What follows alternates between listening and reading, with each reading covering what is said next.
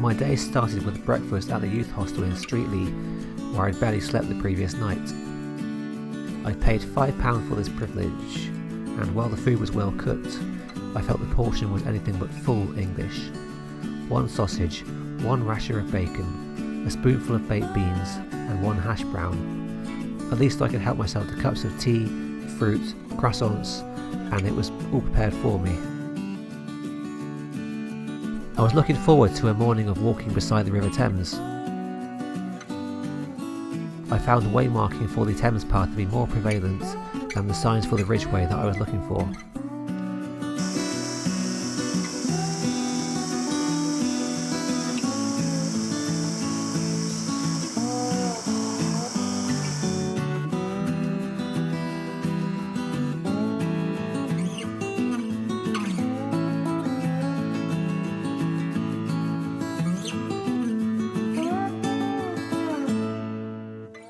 On the right path, I was quite disappointed to find that the trail doesn't closely follow the edge of the river.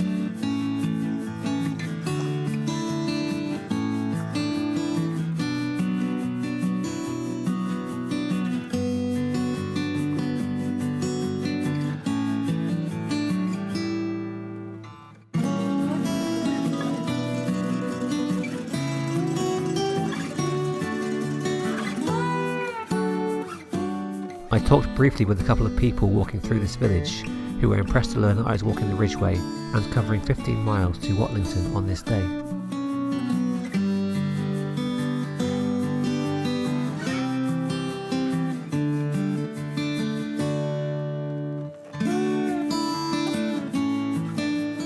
Ahead of all the private land and sailing clubs, I was delighted to find that the path now follows the eastern edge of the River Thames.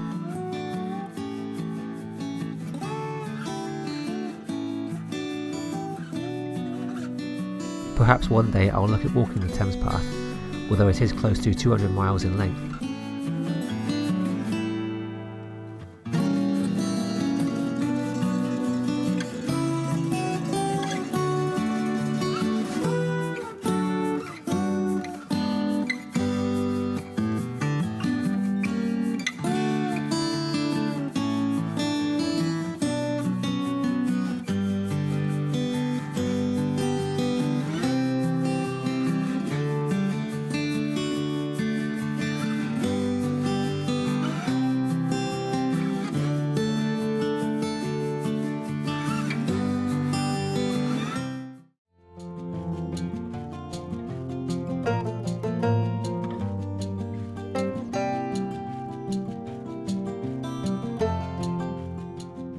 I stopped at a bench in this churchyard to have something to eat.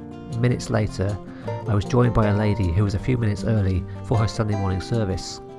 She was also curious to hear about my experience of walking the Ridgeway and told me of how beautiful the Chilterns can be, with many acres of beech woodland and bluebells that flourish in the spring.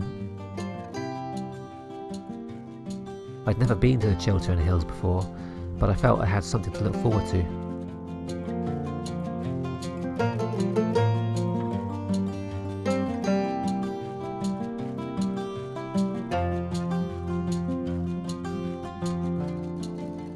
Leaving the riverside, I took a brief detour from the trail to explore the ruined church of St. John the Baptist.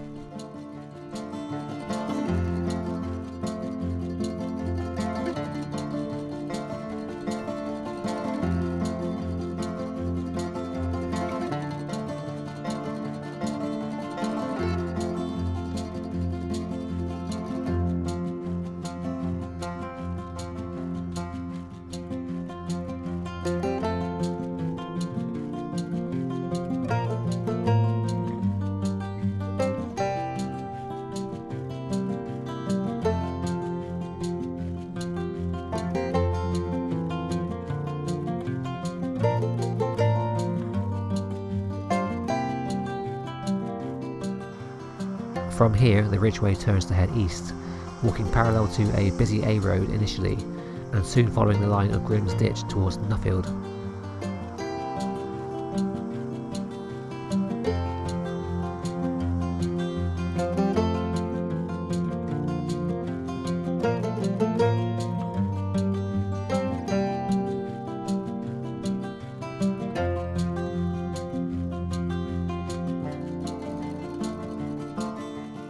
I was surprised to encounter a group of teenage girls in these woods, sat on the ground in despair. They told me they were lost, despite the fact that they were carrying a map and a marked route with a compass, and sat precisely on a national trail.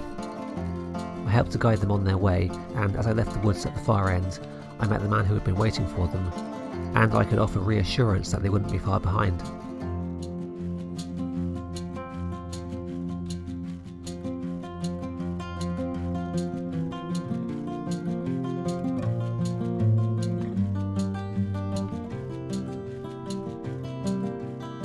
Less than a mile away, I would discover a second water tap outside the Church of All Saints in Nuffield. A sign indicates that you can also help yourself to cups of tea inside. If you've seen Wiltshire Man's videos, you may already know this.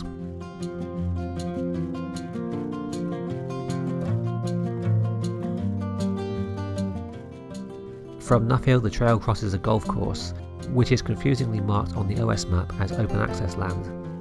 My typical experience of golf courses is that they put signs up advising you to stick to the path, but then offer no further guidance on where the right of way leads. In many situations, I find GPS is required to navigate a golf course successfully. However, national trails may be an exception. Just as with the Cotswold Way, I found that the way marking for the Ridgeway was excellent and I could not go wrong. Another 90 minutes and I would have completed my third day on this trail, having already passed the halfway point.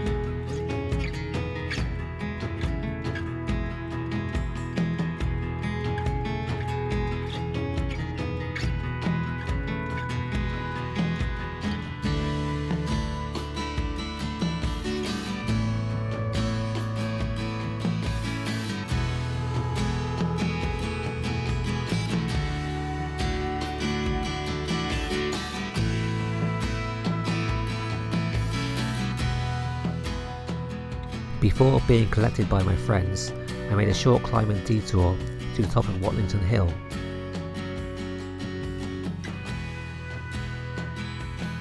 There's an historic feature known as the White Mark here, a chalk sculpture cut into the hillside. Only I wasn't aware of it on this visit, even though I walked past it twice. What a difference it had made, carrying a smaller and lighter pack.